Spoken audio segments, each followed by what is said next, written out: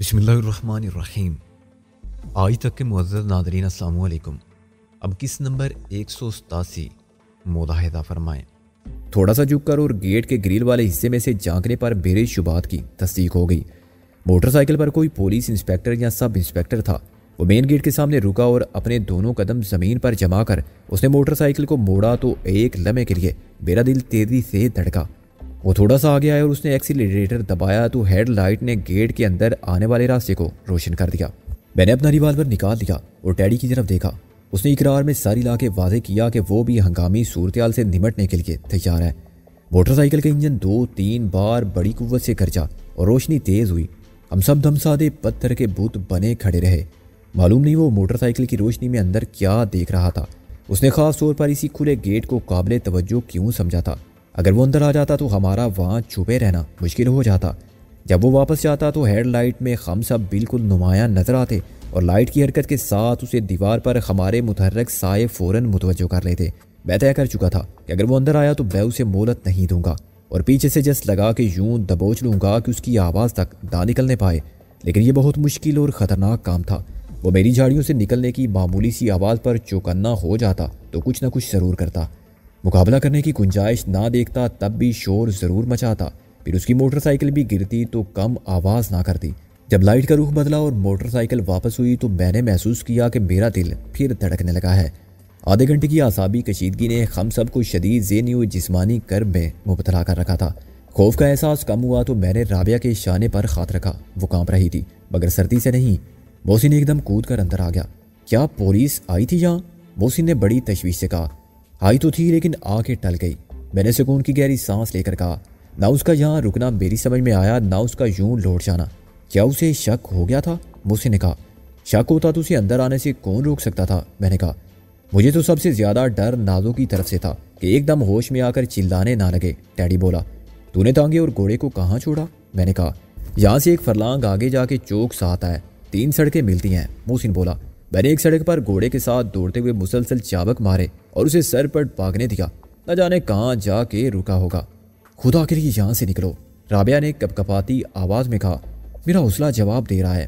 نکل کر کہاں جائیں؟ میں نے سوچتے ہوئے کہا۔ بھوک، سردی، تھکن سے خود میری حالت ابتر ہونے لگی تھی۔ رابعہ تو عورت تھی اور اس نے ابھی تک جتنی قوت برداشت کا مظاہرہ کیا تھا وہ غیر معمولی تھا۔ کہیں بھی چلو، کوئی جگہ ہو بیٹھنے کی، رابعہ بولی، ورنہ میں بے ہوش ہو کے گر جاؤں گی تو ایک ناشد 2 شد والا مسئلہ پیدا ہو جائے گا۔ تم سب کے لیے نازو ایسی ہی پڑی رہی تو مر جائے گی، اسے نمونیا ہو جائے گا۔ کیا انہیں جگائیں؟ رات بھر کے لیے پناہ مانگے۔ میں نے کوٹھی کی طرف اشارہ کیا۔ یہ نہ اسی کے اندر بادشاہ کے لینے کے دینے پڑ جائیں، ڈیڈی نے کہا اور مجھے اس کی آواز بھی کانپتی ہوئی لگی۔ تم لوگ یہیں 1 منٹ رکو، میں دیکھ کر آتا ہوں۔ محسن بولا۔ کوئی یہاں رہتا بھی ہے یا نہیں؟ تھوڑی سی ہمت سے کام لو، ابھی کچھ کرتے ہیں، میں نے رابعہ کا حوصلہ بڑھانے کے لیے کہا۔ بلا سے کھانے کو کچھ نہ ملے، اتنا تو ہو کہ خامی سرد رات میں کھلے آسمان کے نیچے ٹھٹر کر مرنے سے بچ جائیں اور صبح تک زندہ رہیں، رابعہ نے کہا۔ پھر وہ محسن کو آگے جا کر کھڑکیوں دروازوں کا جائزہ لیتے دیکھتی رہی۔ تقدیر کا یہ کیسا امتحان ہے، میں نے ہنس کر کہا۔ تم اتنی بڑی اور نامور وکیل، بینک، صنعت کار، کیا نہیں تھا ہمارے پاس اور کیا نہیں ہے؟ اس وقت بھی ہمارے پاس 22-23 ہزار کی نقد رقم ہے، 80 گن تک ہے ہمارے پاس، لیکن ہم کیسے چوہوں کی طرح دبکے پڑے ہیں اور کس سال میں ہیں؟ اس وقت ایسی مایوسی کی باتیں کر کے کیا ملے گا؟ رابعہ نے کہا۔ محسن بہت تیز قدم اٹھاتا آ رہا ہے، کوئی خوشخبری لایا ہے شاید، میں نے کہا۔ خوشخبری یہ ہے، محسن نے قریب آتے ہوئے میری بات سن لی تھی، کہ مکان خالی اور مکفل ہے۔ پھر اب کیا ہوگا؟ رابعہ نے مایوسی سے کہا۔ اب کہاں جائیں گے؟ سائیڈ میں ایک گیراج ہے، محسن بولا، رات وہاں گزاری جا سکتی ہے، کافی جگہ ہے ہم سب کے لیے۔ تو نازو کو اٹھا، میں نے باہر آ کے چٹکی بجائی۔ میں دونوں سوٹ کیس اٹھاتا ہوں، خواجہ نیک محمد، تم اپنا مصیبت خانہ خود اٹھاؤ یا چاہو تو اس کے ساتھ یہیں پڑے رہو۔ چند منٹ بعد ہم گیراج میں تھے۔ میں نے جیب سے لائٹر نکال کے روشنی کی تو مجھے ایک دیوار پر لائٹ کے سوئچ نظر آئے۔ چھت سے ایک بلب بھی نیچے لٹکا ہوا تھا۔ نتائج کی پرواہ کیے بغیر میں نے بٹن دبا دیا۔ 100 واٹ کے بلب کی روشنی میں ہماری آنکھیں چندیا گئیں۔ میں نے گیراج کے دروازے کی طرف دیکھا، اس کو بند کرنا ضروری ہے، میں نے کہا۔ شٹر کھینچا تو بہت آواز ہوگی، محسن نے کہا۔ اس وقت کون سنے گا؟ میں نے ہاتھ اوپر کر کے شٹر کو نیچے لانے کے لیے زور لگایا۔ میرے ساتھ محسن دیا اور شٹر جو کافی عرصے سے استعمال نہ ہونے کے باعث جام تھا، بڑی چیخ پکار کے ساتھ تھوڑا تھوڑا نیچے آتا گیا۔ ٹین کے کھڑکھڑانے کا اور دانت کی رگڑ سے پیدا ہونے والا شور مجھے رات کی خاموشی میں کچھ زیادہ ہی محسوس ہوا۔ लेकिन सर्दी को रोकने और रोशनी को छुपाने के लिए शटर गिराना ज़रूरी था। मिलाकर शटर एक जगह ऐसा फंसा कि 1 इंच ना हला। ये अपने ख्वाजा साहब, मैंने खामते हुए इधर उधर देखा। क्या वो सचमुच वहीं रह गया अपनी तिजोरी के साथ? मैं लाता हूँ उसको, मोहसिन ने कहा और इस 2 फुट के खला में से गुजर गया जो फर्श और शटर के दरमियान बाकी रह गया था। मैंने गैराज का जायजा लिया। इसके फर्श पर गाड़ी खड़ी करने के आसार वादे थे। सीमेंट पर इंजन ऑयल के डब्बे थे, कुछ बहुत पुराने लेकिन कुछ हफ्ता 10 दिन पहले के। साफ जाहिर था कि जब कोठी के मकीन यहाँ थे तो अपनी गाड़ी भी यहाँ खड़ी करते थे। एक गोशे में 2 पुराने टायर और गाड़ी के नाकारा पुर्जे पड़े हुए थे, जिनको देखकर मैं इस नतीजे पर पहुंचा कि गैराज में जीप खड़ी की जाती थी। सबसे ज़्यादा खुशी मुझे दूसरे कोने में लगी हुई पुरानी चारपाई और लिपटे हुए बिस्तर को देखकर हुई। गालबन ये बिस्तर ड्राइवर का था जो अब मालिकों के साथ गया हुआ था। मैंने राबिया की मदद की और बिस्तर को फैला दिया। बिस्तर बहुत मैला था। गद्दे और तकिए की हालत एक सी खस्ता थी और तकिए पर सफ़ेद गलाफ तेल से चिकना होकर स्याह पड़ने लगा था। लिहाफ और गद्दे में से एक जैसी बूट रही थी, मगर इन हालात में यह गलीज और मुतफ़न बिस्तर किसी शहजादी के बिस्तर से कम न था। मैंने नाजू को पहले लिटाया जो अब पहले की निस्बत ज़्यादा होश में थी और मुसलसल मुझे मर जाने दो, मुझे कत्ल कर दो की गर्दान करने लगी थी। मैंने राबिया को भी उसके साथ बिस्तर में घुसने पर मजबूर कर दिया, क्योंकि मैं देख रहा था कि सर्दी से राबिया के होंठ भी नीले पड़ रहे हैं और उसका गुलाबी चेहरा बेजान नजर आने लगा है। जिस्मानी तवानाई की बहाली के लिए उसे भी आराम की उतनी ही ज़रूरत थी जितनी नाजो को। अगर मैं ऐसा ना करता तो कुछ देर में यकीनन राबिया भी बेहोश होकर गिर पड़ती। जब शटर से किसी के टकराने की आवाज़ आई तो पलट कर देखे बगैर मैंने अंदाज़ा किया कि यह मोहसिन के सिवा कोई नहीं हो सकता। मगर उसी वक्त राबिया की आंखें खौफ से फैल गईं और उसका रंग लाश की तरह सफ़ेद पड़ गया। तो मैंने घूम कर देखा और अपनी जगह पर मुंजमद हो गया।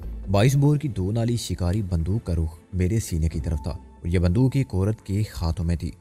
औरत की उम्र 50 साल के लगभग थी, लेकिन उसकी सेहत काबिल रश्क थी। वो मोटापे की तरफ माइल थी, लेकिन उसे मोटी नहीं कहा जा सकता था। बदीज ये कि मोटी होने वाली औरतों की तरह उसका जिस्म गैर मुतनासिब और भद्दा नहीं था। उसका रंग और रूप अभी भी मुकम्मल ठीक था। उसके बालों में स्याही पर सफ़ेदी गालिब थी और वक्त में चेहरे पर मकड़ी के जाले की तरह झुर्रियों को फैलाना शुरू कर दिया था, मगर उसकी आंखों की स्याह चमक अब तक धुंधली नहीं पड़ी थी। मजमूई तौर पर उसकी शख्सियत में एक बारोब और बावकार तमकनत थी। मुझे ऐसा लगा जैसे ये चेहरा मैंने पहले भी देखा था। मैं अकेली औरत हूँ और जवान भी नहीं हूँ, वो बताने से बोली, लेकिन इसे मेरी कमज़ोरी मत समझना। मेरा निशाना नहायत अच्छा है और मैं तुमको सफाई का मौका दिए बगैर गोली मार दूँ तब भी मुझे कोई कसूरवार नहीं समझेगा। इसके अलावा मेरा बेटा। वो कुछ कहते कहते रुक गई क्योंकि बाहर से उस्ताद, डैडी और मोहसिन झगड़ते हुए करीब आ रहे थे। खबरदार, जो हल्की सी आवाज़ भी निकाली। औरत ने एक कोने में पोजीशन संभाल के कहा, मेरे बेटे ने जाते वक्त कहा था जिससे चाहो गोली मार देना। उस्ताद डैडी का बदसूरत और बदबदे संदूक पहले अंदर आया। डैडी के साथ मोहसिन ने उसे बाहर से अंदर धकेला और फिर खुद भी सर झुका के अंदर आ गए। सीधे खड़े होते हुए उन्होंने बंदूक की नाल को देखा। औरत ने उन्हें मेरी तरफ खिसकने का इशारा किया और वो पलक झपकाए बगैर उसे देखते हुए मेरे साथ आग खड़े हुए। उनके वहमो गुमा में भी ना था कि वो आसमान से गिरेंगे तो इस तरह खजूर में अटक जाएंगे। कौन हो तुम लोग? औरत ने उसी सपाट आवाज़ में कहा। हम चोर या डाकू नहीं हैं। मैंने कहा, यह तो मैंने अंदाज़ा कर लिया था क्योंकि तुम्हारे साथ औरतें हैं। वो बोली, लेकिन तुम शरीफ आदमी भी नहीं हो। यह अंदाज़ा कैसे किया आपने? मैंने महसूस किया कि डरने की कोई बात नहीं और अगर मैं इस औरत को मुतमईन करने में कामयाब हो गया तो फिर हमारे हक में अच्छा होगा, इसलिए कि शरीफ आदमी ना तो रातों को इस तरह जवान औरतों के साथ फिरते हैं और ना ऐसे बिला इजाज़त लोगों के घरों में घुसते हैं। वो सख्त लहजे में बोली, क्या समझ के डेरा डाल दिया था यहाँ? मालूम है मेरा बेटा कौन है? हम समझे थे कि घर में कोई भी नहीं है। दरवाजे पर ताला पड़ा हुआ था। मोसी ने कहा, तो क्या तुम लोग यही करते हो? वो बोली, जो घर खाली नजर आए उस पर काबज हो जाओ। कब्जा करना होता तो हम इस गैराज में पनाह ना लेते, कफल तोड़ देते। मैंने कहा, कफल तोड़ते तो कुत्ते की मौत मारे जाते। वो बोली, जब मेरा बेटा घर में नहीं होता तो मैं यही करती हूँ। सामने से ताला डाल के बावर्ची खाने से अंदर चली जाती हूँ और अंदर की सारी कुंडियाँ बंद कर लेती हूँ। मेरे बेटे ने मुझे सख्ती से ताकीद कर रखी है। क्या बेटे माँ को सख्ती से ताकीद करते हैं? मैंने कहा, ये हमारा माँ बेटे का मामला है जी, तुम कौन होते हो मुझे लेक्चर देने वाले? वो बरहमी से बोली, सीधी तरह बता दो कि तुम लोग यहाँ क्या कर रहे थे। सूरत से तुम लोग फ़कीर तो नहीं लगते, फिर कौन हो तुम? या इन औरतों से, क्या ये औरतें सूरत से आपको ऐसी नज़र आती हैं? मैंने मुश्तइल होकर कहा, अच्छी नज़र है आपकी। अब आपको चोर डाकू नहीं लगते, फ़कीर नहीं लगते, फिर तुम खुद ही बता दो कि तुम कौन हो। औरत ने कहा, वरना मेरा बेटा सब मालूम कर लेगा, वो तुम जैसे उसे निमटना जानता है।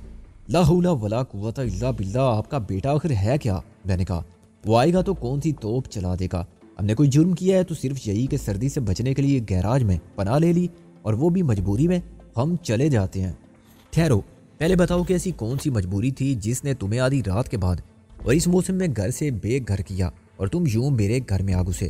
وہ بولی، لیکن اب اس کا لہجہ پہلے کے مقابلے میں بہت نرم تھا۔ دیکھو، جھوٹ بالکل مت بولنا اور مجھے بیوقوف بنانے کی کوشش تو ہرگز نہ کرنا، ورنہ میرا بیٹا وہ ذرا سی دیر کے لیے رکی۔ خیر، تم اس سے ملو گے تو تمہیں خود ہی معلوم ہو جائے گا کہ وہ توپ چلا کے تمہیں توپ دم کر سکتا ہے یا نہیں۔ آپ ہماری غلطی کو معاف کر دیں ماں جی، رابعہ نے اٹھ کر نرمی سے کہا۔ ہم گیراج خالی کر دیتے ہیں، ایک رات ہی کی تو بات ہی، رات بھی اب کتنی رہ گئی ہے؟ میں نے یہ نہیں کہا۔ عورت کا رویہ ایک دم مشفقانہ ہو گیا۔ میں تو جاننا چاہتی تھی آخر تم لوگوں پر کیا آفت آ گئی ہے کہ تم گھر سے بے گھر ہوئے ہو؟ اپنے بارے میں کچھ بتاؤ تو صحیح، شاید میں تمہاری کوئی مدد کر سکوں۔ میں نے جو کچھ پہلے کہا تھا اس سے میں کہہ دیا، اس کا برا مت ماننا۔ تم صورت اور لہجے سے اچھے گھر کی لگتی ہو، چلو تم بستر میں لیٹ جاؤ، تمہاری طبیعت ٹھیک نہیں لگتی مجھے۔ آپ اس دو ناری توپ کو ہٹائیں تو ہم کچھ کہیں۔ میں نے کہا، کہیں گولی چل گئی تو؟ گولی کبھی خود نہیں چلتی۔ وہ مسکرائی، اس نے بندوق کو نیچے کر لیا اور اس کا سہارا لے کر کھڑی ہو گئی۔ اب بولو۔ ہم بڑے مصیبت زدہ ہیں بیگم صاحبہ، میں نے مظلوم صورت بنا کے کہا۔ سارے زمانے کے ستائے ہوئے ہیں، میرا نام اول خان ہے، یہ میری گھر والی ہے خیرات النساء، مگر سب خیراتن کہتے ہیں۔ یہ سالہ ہے میرا خیرات محمد، اسے سب خیراتی کہتے ہیں، اور وہ جو لڑکی لیٹی ہے نا وہ میری سالی ہے، خیراتی اور خیراتن کی بہن نازو۔ اور یہ شخص تم میں سے کسی کا بھائی نہیں لگتا؟ عورت نے استاد ٹیڈی کو دیکھا۔ یہ میرا دوست ہے جی، اس نے ہم سب کی زندگی بچا لی۔ میں نے مظلوم لہجے میں اپنی فریاد جاری رکھی، ورنہ ہم سب مارے جاتے۔ کس کے ہاتھوں؟ کھل کے بات کرو، جب میرا بیٹا آئے گا تو سب اسے بھی بتانا۔ اس عورت کو اپنے بیٹے پر بہت فخر تھا، جس نے بھی ظلم کیا ہوگا تم پر سب کا دماغ درست کر دے گا۔ بات یہ ہے بیوی جی، ابھی ہماری شادی ہوئی ہے 6 مہینے پہلے۔ میں نے کہا، ہم سب تحصیل و ضلع گوجر خان کے رہنے والے ہیں اور ہمارا گاؤں ہے کلیام آوان۔ تم کلیام آوان کے ہو؟ وہ بولی، میں ایک رات رہی تھی وہاں جب میرا بیٹا گوجر خان میں تھا۔ ایسی کی تیسی اس کے بیٹے کی ہر جگہ ٹپک پڑتا ہے۔ میں نے دلی دل میں کہا، میری بیوی نے تھوڑا سا پڑھ لیا تھا، 10 جماعت تک میں نے بھی پڑھا ہے اور خیراتن نے بھی۔ اس کا رشتہ پہلے سگے چاچے کے لڑکے سے ہوا تھا، اس وقت یہ بچی تھی، 2 یا 3 میں پڑھتی تھی۔ 10 جماعت پڑھ کے یہ گوجر خان میں پڑھانے لگی، جہاں میں بھی پرائمری اسکول میں ٹیچر تھا، اور یوں تم دونوں کی ملاقات ہوئی۔ پھر تم دونوں ایک دوسرے سے محبت کرنے لگے اور تم نے شادی کر لی۔ عورت بولی۔ میں نے احمقوں کی طرح منہ کھول کر اس عورت کو دیکھا۔ ہاں جی بالکل، اور وہ چچا زاد بھائی جس کی منگیتر تم نے چھین لی تھی تمہارا دشمن ہو گیا۔ عورت ہنس کر بولی، آپ کو یہ سب آپ کو کس نے بتایا جی؟ میں نے اکلا کے کہا، ایسے ہی ہوتا ہے بھائی، کون ہے وہ تمہارا دشمن؟ وہ بڑا بدماش ہے جی، پرائمری میں تھا تو اسکول سے بھاگ گیا، ماں باپ کی عزت کا دشمن ہو گیا، پہلے چھوٹی موٹی چوریاں کرتا تھا، پھر ڈاکے ڈالنے لگا اور جیل گیا، ماں باپ اسی دکھ میں مر گئے۔ میں نے کہانی سنائی جس کا تانا بانا تیار کر لیا، جیل سے چھوٹا تو بہت بڑا گنڈا کہلانے لگا۔ اب ایسے شخص سے خیراتن کی شادی ہو سکتی تھی؟ اس نے مجھے بھی دھمکیاں دی اور خیراتی کو بھی۔ خیراتی اور خیراتن کے ماں باپ نہیں ہیں کیا؟ نہیں بیگم صاحبہ، خیراتی بڑا بھائی تھا، وہ گنڈا اس کا بھی دشمن ہو گیا، مگر کون بھائی جانتے بوجھتے اپنی بہن کو جہنم میں جھونکتا ہے؟ میں نے کہا، ظاہر ایسا ظلم کوئی نہیں کرتا، عورت نے ہمدردانہ لہجے میں کہا، اور میں نے ان سب کو دیکھا جو ہنسی ضبط کیے بڑی سنجیدہ صورت بنائے میری کہانی سن رہے تھے۔ گرم بستر کی حرارت پاتے ہی نڈھال ہو جانے والی نازوں کو نیند آ گئی تھی۔ بس یہ شادی کے بعد ہماری زندگی عذاب ہو گئی، میں نے لہجے میں رکت پیدا کی۔ ہم پولیس میں گئے رپورٹ لکھوانے تو پولیس نے مجھے بند کر دیا، اس گنڈے نے پولیس سے ساز باز کر لی تھی۔ اچھا یہ بات ہے، آنے دو میرے بیٹے کو، عورت نے خفگی سے کہا۔ پھر جی میرے یار نے تھانے دار کو 2000 رشوت دے دیے تو اس نے مجھے چھوڑ دیا۔ میں نے کہا، لیکن اس نے مجھ سے کہا کہ یہاں سے بھاگ جاؤ، بعد میں کچھ ہوا تو میں ذمہ دار نہیں ہوں۔ تھانے دار بھی تو ڈرتا تھا اس گنڈے سے۔ اچھا کیا نام ہے اس تھانے دار کا؟ خیر میرا بیٹا معلوم کر لے گا۔ ہم بڑی مشکل سے پہننے کے کپڑے لے کر نکلے تھے، مگر کسی نے اس کو خبر کر دی۔ میں نے کہا، وہ ہمارے پیچھے لگ گیا، ہم اگر بس یا ٹرین سے آتے تو وہ ضرور ہمیں قتل کرا دیتا۔ اسے چھپتے چھپاتے یہاں تک پہنچے ہیں، حالت دیکھ لیں ہم سب کی۔ تم سب نے کلیام آوان سے لاہور تک پیدل سفر کیا ہے؟ عورت نے بے یقینی سے کہا، سارا راستہ تو نہیں جی، کبھی تانگے میں بٹھا لیا کسی نے، کبھی بیل گاڑی میں۔ میں نے کہا، لیکن عورت ان خراشوں کو دیکھ رہی تھی جو ہم سب کے ہاتھوں پر اور چہروں پر لمبی لمبی خونی لکیروں کی صورت میں نظر آ رہی تھی۔ یہ خراشیں اسی عورت کے گھر کی جاڑیوں میں چھپنے سے آئی تھی، مگر ہماری دکھ بھری کہانی نے اس کے دل میں رحم کے جذبات جگا دیے تھے۔ وہ غور کرتی تو یہ بھی دیکھ سکتی تھی کہ زخم تازہ ہیں اور ہمارے پیروں میں اتنے لمبے سفر کے بعد بھی آبلے نہیں پڑے ہیں۔ اس نے رابعہ کے اور نازو کے جگہ جگہ سے پھٹ جانے والے کپڑوں کو بھی دیکھا اور ان کی بیمار صورتوں کو بھی۔ پھر وہ بندوق ایک طرف رکھ کر آہستہ آہستہ آگے آئی۔ اس لڑکی کا کیا نام بتایا اس کا نازو؟ اسے کیا ہوا ہے؟ وہ لحاف اٹھا کے دیکھنے کے بعد بولی، کچھ نہیں بیگم صاحبہ، یہ بیچاری 10ویں میں پڑھتی تھی، وہ گنڈا بعد میں اس کے پیچھے پڑ گیا کہ چلو چھوٹی بہن ہی دے دو، مگر بات تو ایک ہی تھی، خیراتی نے ایک بہن پر ظلم برداشت نہیں کیا تو دوسری پر کیسے ہونے دیتا؟ میں نے کہا ہم نے اپنا سب کچھ چھوڑ چھاڑ کے اور بس عزت کے ساتھ جان بچائی۔ نازو پر سردی کا اثر ہے، 2 دن سے بھوکی بھی ہے، کھانے کا کسی ہوش تھا بیگم صاحبہ؟ محسن بولا، یہاں سر چھپانے آ گئے تھے، چلو اٹھاؤ اس لڑکی کو اور تم سب بھی اندر چلو، یہاں تو یہ لڑکی مر جائے گی۔ عورت نے کہا، میں ڈاکٹر کو بلواتی ہوں اور تمہارے کھانے پینے کا انتظام کرتی ہوں، مجھے تو لگتا ہے تم سب بھی مرنے والے ہو۔ میں نے باری باری محسن اور ڈیڈی کی طرف دیکھا۔ صورتحال میں یہ تبدیلی ہمارے لیے خوش آئندہ بھی تھی اور باعث تشویش بھی۔ وہ کسی بہت بڑے 30 بار خاں کا گھر تھا جس میں ہم انتہائی مجبوری کی عالم میں پناہ گزین ہوئے تھے، کیونکہ آج کی رات ہمارے لیے کسی ہوٹل میں قیام کرنا بھی خطرے سے خالی نہ تھا، کیونکہ چودھری دلاور کے گرگے تو پہلے ہی ہماری بدلی ہوئی صورتیں ملاحظہ کر چکے تھے۔ اب پولیس کو بھی پتہ چل گیا تھا کہ ہمارا حلیہ اب کیا ہے۔ میک اپ سے بیس بدل کر پھرنے کا مقصد غارت ہو گیا تھا۔ اسے تو کہیں بہتر تھا کہ ہم اپنی اصل شکل کو حالات کے تقاضوں کے مطابق کیموفلاج کرتے رہیں، اور ہمیں صبح تک کی مہلت مل جاتی تو ہم یقیناً اس سلیے کو تبدیل کر لیتے۔ دھوکہ میں مکفل دروازے نے دیا اور ہم گھر کو خالی سمجھے۔ 2 نالی شکاری بندوق والی خاتون بے خبری میں بلائے ناگہانی بن کے نازل ہو گئیں۔ بات بات پر بیٹے کی دھمکی دینے والی سی عورت کو آسانی سے قابو کیا جا سکتا تھا، لیکن ایک تو عورت عمر رسیدہ اور ہم سب کی ماں کے برابر تھی، پھر یہ کیا وہ خطرناک نہیں لگتی تھی؟ اس کا چہرہ اس کے دل کے آئینے کی طرح صاف نظر آتا تھا۔ میں چاہتا تھا کہ اسے مطمئن کر کے ڈال دوں، لیکن میری جھوٹی کہانی نے بھی اس کے دل کو دکھی کر دیا، اور جتنی آسانی سے اس نے ہمارا اعتبار کر لیا اسی سے اندازہ ہوتا تھا کہ وہ کتنی سادہ لو ہے۔ اس کا رویہ ذرا سی دیر میں ہمدردانہ اور محبت بھرا ہو گیا تھا۔ اگر ہم ضرورت کو دیکھتے تو مہمانداری کی یہ پیشکش بہت بروقت تھی۔ ہم سب کو صرف ایک گوشہ عافیت کی نہیں، آرام کی اور خوراک کی بھی اشد ضرورت تھی، لیکن دوسری طرف اس گھر میں قیام سے ہمارے جھوٹ کا پردہ چاک ہونے کا بھی ڈر تھا۔ میرے اندازے کے مطابق اس عورت کا بیٹا کوئی پولیس آفیسر تھا، اور ہم جیسے مجرموں کا کسی پولیس آفیسر کے گھر مہمان ہونا ایسا ہی تھا جیسے ہرنوں کے غول کا بھوکے شیروں کی کھچار میں بسیرا کرنا۔ ایک خطرہ نازو کی طرف سے بھی تھا کہ ہوش میں آتے ہی وہ پھر چیخنا چلانا نہ شروع کر دے اور ہماری دکھ بھری آپ بیتی سفید جھوٹ کا پلندہ بن جائے۔ سامان اٹھاؤ، میرا منہ کیا دیکھ رہے ہو؟ عورت نے ڈانٹ کر کہا اور پھر اپنی بندوق اٹھا لی۔ چلیے خواجہ صاحب، اٹھائیے یہاں سے بھی اپنا یہ صندوق، میں نے کہا۔ چاہو تو اس ٹین کے ڈبے کو پڑا رہنے دو، کوئی نہیں اٹھائے گا۔ عورت نے ٹیڈی کے خستہ حال صندوق کی طرف اشارہ کیا۔ نہیں بیگم صاحبہ، اسے میں اپنے ساتھ رکھتا ہوں، ٹیڈی نے ہماری طرف دیکھے بغیر کہا۔ کوئی بہت اہم اور قیمتی سامان ہے اس میں؟ وہ مسکرائی۔ کیا نام ہے تمہارا؟ یہ نیک محمد ہے بیگم صاحبہ، محسن نے فوراً کہا۔ پھر اس نے نازو کو اٹھا لیا۔